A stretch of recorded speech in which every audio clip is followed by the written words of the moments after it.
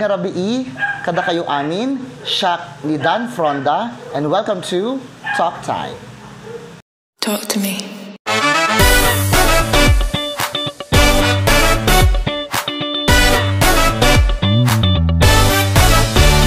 Mga kaibigan, ngayong gabing ito ay makakasama ko ang isa sa tatakbong barangay captain dito po sa barangay Bantog, Umingan, Pangasinan, ang nag-iisang si Sir Mar C.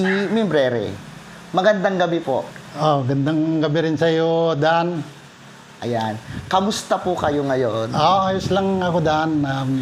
Masaya na medyo nininervyos sa darating na halalan ng Barangay Bantog. Kamusta po yung preparation ninyo? Kasi parang medyo matagal-tagal din yung preparation para ngayong darating na barangay election po. Tama po ba? Kamusta naman po yung preparation po ninyo? Ayos naman ang preparation. Mga pamilya ko, mga kamag-anak at saka mga nagitay gagayem kasi kada pamilya, polo support damanin kanya. Tipo nagkunak dapat kurang nang talaga nga ready kami. Bali, ilang taon na po si Kuya Mar? Mag-67 ko na sa October 23, itong darating na ito. Tignan nyo, mukhang hindi pa siya 67, mukha pa siyang 50 plus. Siyempre, happy go lucky tayo eh. Ayan, sikreto po ninyo, bakit napaka-fresh and young pa rin po ninyo? Ay, siyempre, palagi akong palangiti, palabati. Ganon. Bago po kayo sasabak ng pagiging isang kapitan dito po sa Barangay Bantog, ano po ba ang dati ninyong trabaho? Noong 2015, nag-retired ako ng pagkasiman. Tapos, magmula ng 2015, nagpa-part-time na lang ako, nag-full-time na ako na magsasaka. Apo. Yun lang. Tapos, pagka yung anihan, nagsisikong cropping ako, ganun. Pagkatapos ng main cropping, second cropping. Yun lang ang trabaho ko. Tapos sa umaga, magluluto ng pang-amusualan namin ng misis ko dahil dalawa na lang kami dito. Apo. Bago exercise, magbike, araw-araw. Kung saan-saan kami nakakarating dito sa buong Umingan. Kamusta naman po yung trabaho po ninyo dati? Ano po yung naging learning nyo doon sa trabaho nyo para maging isang mabuting leader someday dito sa barangay po natin? Marami akong natutunan na kasi dapat ang leader must be a good follower din. Ganyan ang kwan ko. Tapos, lahat ang gusto ko, nakikinig ako sa mga tao kung ano yung suggest nila, gano'n. Para kung ano man ang ano man ang hindi maano na na problema, masolusyon ang kagad. Tulong-tulong kami. Hindi porket ikaw ang leader, ikaw nang masusunod. Apo. Kailangan nakikinig ka rin ng suggestion ng iba. Para tapno agkwakay nga tapno di unite amin tapos madali nga solusyonan di problema. Wen po. Kamusta ngayon mo iti agad supporters mo, especially the family ni Kuya Mar? Anya ti kay mga iba kanyada, especially kini Madam, the anak mo nga number 1 na supporters mo. Ati may bagaklaan kat kastilang tatwa. Siyempre ayat dak. Unang-una, di da nga kayat nga talaga. Wen po. May di kwan nga road, adumot ti sayang geseng nga kayat sakti kayat da nga ipos. Apo. Nga ang barangay dito napilit ko matlangi da. Ngam siyempre, dalat ti agam-agam da nga ang baka kastoy-kastoy kung kunadagat. Sige lang kung kunak nayanaka dito kunak ayatek ti Barangay Bantog. Apo. So ngawanti sa baling kunak awanti mangyari no nga sakti maging leader dito yung Barangay Bantog. Before po kayo nag-file, Kuya Mar, bago kayo nag-file iti kandidat sa UTB para election ating October, idihang kayo pa nga di private citizen kayo pa ilaon.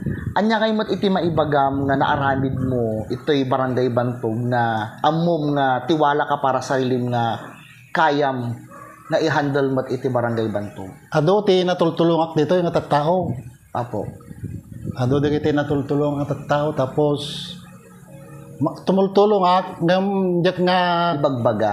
wanjak ibagbaga. Well, Tay bagbagada pa nga sakla kano tumulong no dati kayat kahan man kung kunak di dala mo kunak manipod pa di kwa ubing kami kada dinggana kami nagasawan ado tinatultulungan mi to ni pamilya mi tas yati kwati tapos diyan nga kwa no makatulong ak diyan nga agang hangad di magsubli kanya hindi kayo naghahangad ng kapalit. Dun kapalit sa oh po ninyo. basta kung ano lang yung ano di yun lang Ayun po. ganon ang ugali ko.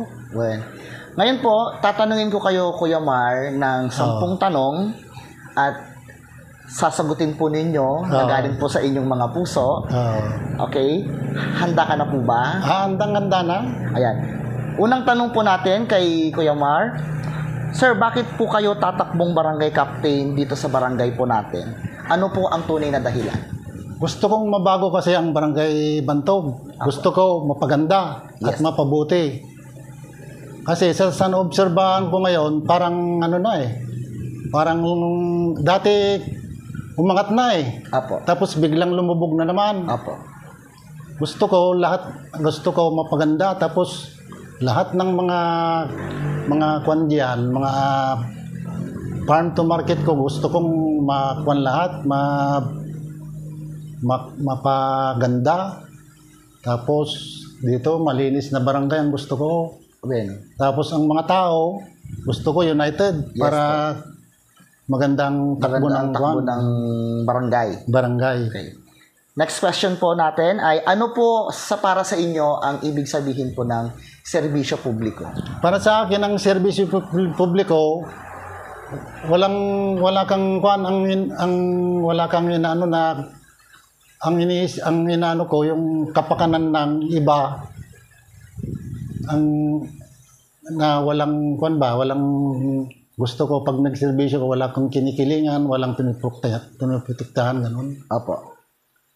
Tapos pag nagserbisyo ka talagang naimpuswan nga kwa panagserbisyo dedikasyon na dayay tiket ko nga mangyari dito ay barangay. Apo. Sir Mar, naniniwala rin po ba kayo na ang isang kandidato ay dapat may sapat na makinarya or kakayahan para manalo ngayong darating na eleksyon? Kwan naman yung siyempre kailangan mo rin ng maggastos. Yes po. Kasi siyempre may yung mga papagawa mong mga tarpaulin mo, mga pangmamirinda mo sa mga kasama mo naman. Ano po? Opo. Siyempre kailangan pero kung kuan talagang gusto ka ng tao kahit wala kang makinarya kung talagang gusto ka nila. Gusto ka nila. Tama po. Kaya parang mananalig ka na lang sa kakayahan na parang gusto ka talaga kasi nila. Oo. Yes po. Ganon ang kuan. Next na tanong po natin. Marami po kasing mga nababasa tayo sa social media, Sir Mar, na mga kung ano-anong mga memes, malamang mga kung ano-anong chismis na dumadaan sa social media. Naniniwala po ba kayo na sinasabi nila na magaling lang daw yung mga politiko pagdating ng eleksyon, pero pag nanalo na sila, wala na? Hindi ako naniniwala doon. Yes po. Sa palagay ko sa akin, yung depende sa tao na yon. Pero sa akin, tuloy lang ang ko, yung Apo. hindi yung manalo man ako o matalo, Wala pong magbabago. walang magbabago sa akin. Apo. At yan po ang ating aabangan. Akin ding aabangan pag once nanalo po si Sir Mar. Talagang awan ti agbaliw, madipod rugi aging gana no malpas. Sunod pong tanong natin, Sir, sa inyo pong palagay, saang direksyon patungo ang Barangay Bantog sa inyong pamumuno? Magandang direksyon. Sa palagay ko magandang direksyon dahil alam mo, kung talagang gagamitin mo yung ira natin, kasi ang laki ng ira ng barangay eh. Apo.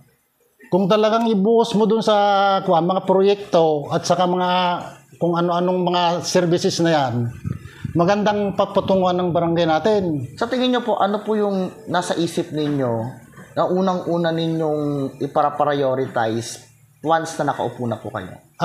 Prioritize ko yung mga daanan natin na yung mga sira-sira na dito at saka mga kanal diyan na tsaka gusto ko malinis yung barangay. Apo. Para siyempre pag nakita nila maraming dumadaan, siyempre yung imahe mo na kakas leader nagre-reflect doon eh. Mahalaga rin po ba yung gawing isang tourist spot ang Barangay Bantog? Oo, maaaring magawa natin ganun. Apo. Kasi malaki yung natin eh, malaki yung era natin eh dito. Kung talagang ibuhos mo talaga na sa proyekto at sa mga serbisyo publiko, magaganda ang ng barangay natin. Opo. Papatunguhan. Sa bagay po. Sir, bakit po dapat kayo ang susunod na maging kapitan ng Bantog? Siyempre, tayo eh, yung malakas ang karisma natin eh. Yes po. Tapos, hindi plastic. Yes po. Hindi palangiti, palabate, ganon. So naniniwala rin po ba kayo na karamihan or iilang politikong lumalaban talagang may ganong ugali, plastic talaga? Karamihan. Okay. Pero sa akin, never na nag-plastic ako. Yes po. Dahil ang plastic, matatagpuan lamang sa basurahan. Oo. Tama po ba? Ayan. Sir, sa inyo pong obserbasyon dito po sa barangay po natin, magbigay nga po kayo ng mga problema o mga pangangailangan ng ating barangay at paano po ito ninyo masusolusyonan? Magproblema. Yung ngayon, halimbawa lalo yung mga kabataan ngayon, Yes po. kasi may nababalitaan na naman akong dito eh. Kahit na drug free tayo dito ngayon, gusto ko totally masawata sana. Opo. Para hindi makwan yung kasi halos karamihan ng kabataan ngayon doon sila Doon nagsisimula lahat ng problema. Ano pa pong mga problema o pangangailangan ang gusto niya pa pong masolusyonan? Itong mga yung tawag dito, ang inaano nila kasi yung mga farm to market road na hindi pa na bubuksan, Yes po. na pwede namang i-develop. Yun po, yung gagawin po ninyo. Yun ang ipaprioritize ko pa kapag na. Pero yan eh, yung hindi man dapat ginan mo na, nandyan na. Kailangan, unti-unti. Apo. Last po, ano pa po? Pangatlong problema. Tsaka yung yung cleanliness dito sa barangay. Sa cleanliness po ng barangay, dapat malinis. Magagagawa kayo ng segregation po ng mga basura. Kailangan magagawa ng segregation ng mga basurahan. Importante kasi yan eh, kasi kailangan maging friendly environment ka eh. Environmental friendly po ang barangay Bantog. Wow. Oo, tama po yan. Yun ang wala sa atin dito na obserbahan ko pa. Sa bagay po. Opo. Next po, sir, ano po ang inyong mga konkretong polisiya or plano para sa ating seguridad or safety sa livelihood program sa mga kabataan at sa mga senior citizens? Ang ko sa safety kasi kailangan 24/7 ang mga nakakuan dito kasi sa peace and order na yan eh. Yes po.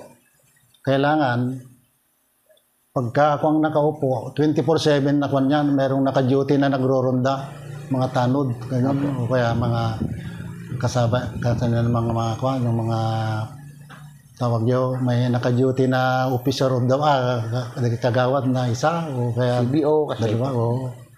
Tapos sa mga senior naman, kung ano yung nararapat na kwan nila sa barangay, ibibigay natin sa kanila. Apo. Sa livelihood program po? Livelihood program, Yan ang kwan dito eh. Wala akong na ano dito na live program eh. Wala akong nakikita dito. Kailangan dapat merong kailangan basis dapat yung mga halimbawa yung mayroong mga kwan dyan, mga handicraft, Yes po. mga metal craft dapat. Kailangan din ang kwan yan. May papasok na kwan dito, negosyante o... Market po. Sa mga kabataan naman po, sir, ano po ang plano ninyo sa mga kabataan dito sa Bantog? Ang mga kabataan, siyempre meron ang mga kwan dito eh, kung pag-asa ng bayan nga, kung dati kabataan ang pag-asa ng bayan, kwan lang sila maging masunurin kung ano yung na kwan dito sa barangay, Sundin lang nila. sundin lang nila Para kayo na po yung bahala sa mga iba. para Next question, sir. Ano ang isang mahalagang bagay sa inyong buhay or sa inyo, para sa inyo, ang kaya ninyong isakripisyo para sa paglilingkod ng totoo? siyempre ang pinakamahalaga talagang totoong serbisyo ako.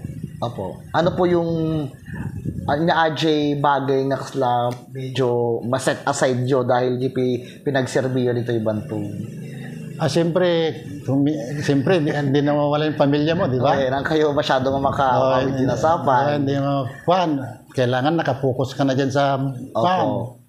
barangay natin. Ganon. Okay, last pong tanong natin, sir. I-rank po ninyo from priority less than priority. 3 word po ito, i-level yo from rank 1, 2, 3. Yung pinaka-importante, nasa importante at hindi masyadong importante. Sa pagsisilbi nyo po sa Barangay Bantog, paano nyo po irarank po ito? Malasakit, totoong serbisyo, pakikisama. Ano po ang number 1 nyo po dito? Totoong serbisyo. Sunod po. Malasakit. Sunod po. Ano yung isa? Pakikisama po yung last. Pakikisama. Sa una po ninyo, pinili nyo po totoong serbisyo.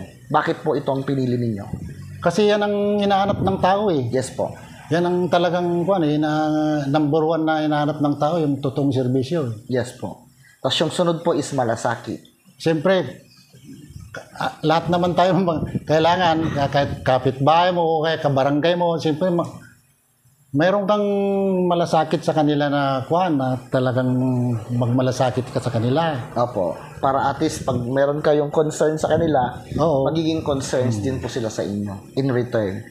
Ang last po ang pinili nyo ay pakikisama. Bakit po pakikisama?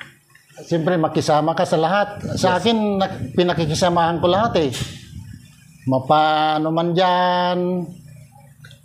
Wala akong pinipili na pinakikisamahan. Pero mahirap po ba makisama pag nasa posisyon ka na po na may mga bagay na kailangang hingan ng pabor para lang sa pakikisama? Pwede niyo po bang kalimutan yung pakikisama para lang mabigyan ng pabor yung isang tao?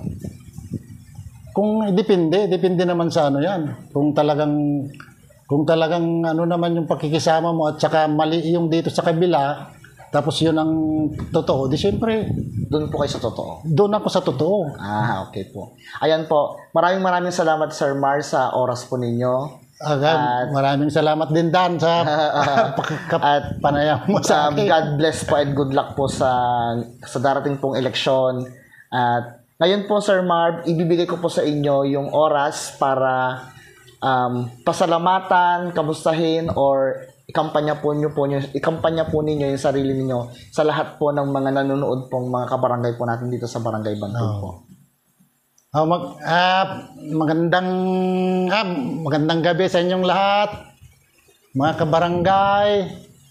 Lalo na una sa lahat, nagpapasalamat at kinaapo tayo nga na marswa. Kasta mo dagiti agay-ayat nga pamilya, dagiti manugang ko, dagiti apok, dagiti anak to nga dayaw. Sa pela kumata, nakaradkad tayo amin. Kanda kiti kabarangay ko, maamin dito yan. Tatanga, umay nga eleksyon, may satay nga kandidato dito yung barangay tayo kat ado ti planok ti barangay tayo kakabsat. Hapong kan inang kayat ko nga pumintas ti barangay tayo. Kayat ko nga agserbisyo kanyayo ti naimpuswan nga wanti kinikilingang walang pinuprotektahan. Tapos adda kanyayo hindi pili no talaga adda kanyayo no sino ti karapat dapat nga pilin nyo dito